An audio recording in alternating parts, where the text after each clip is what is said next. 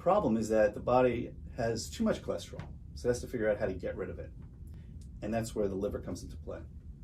So the liver is responsible for taking the cholesterol that's made by the cells, that's put into the circulation, and then removing it into the intestines.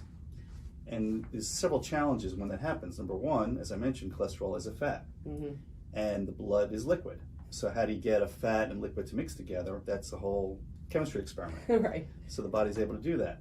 And then the body also has to get the cholesterol to a place that will ultimately get the extra fat and cholesterol into the stool. And that's where the liver comes in.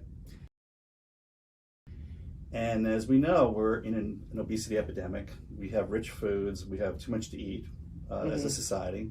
And so our liver is under siege. Right. Our liver has to figure out how to get rid of all this extra fat. And so a lot of the research we're doing is focused on this. And unfortunately, we tend to overwhelm our livers with this responsibility, and then extra fat develops in the liver.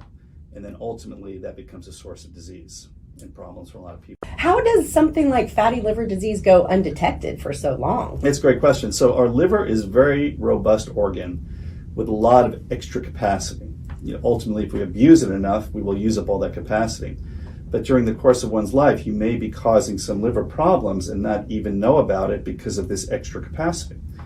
So and I'm sure we'll get into this into more detail, but we have technologies now that can look at the early stages of liver disease, including the earliest stage is when your liver just has more fat than what it knows what to do with it. So it just stores it in the liver until it can be processed. And unfortunately, if you keep on eating too much fat, if you keep on doing the same things in terms of over abuse of alcohol and just poor diet and lack of exercise, ultimately your liver is going to lose. I think a lot of folks can, say, oh, if I have problems with my liver, I'm going to turn yellow. Is that the first sign? What are some of the signs? Sure. Those tend to be the very, very late stages of liver disease.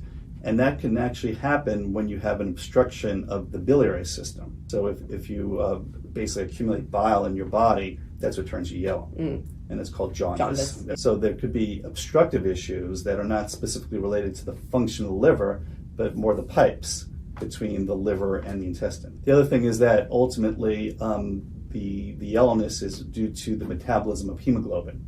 So for example, if your hemoglobin, your red blood cells are broken down rapidly, you'll turn yellow as well. And you're just basically overwhelming your liver's ability to remove that material. And so jaundice in of itself is a sign of end-stage liver disease, but it's not necessarily end-stage liver disease. There could be other things that are just acute that cause jaundice.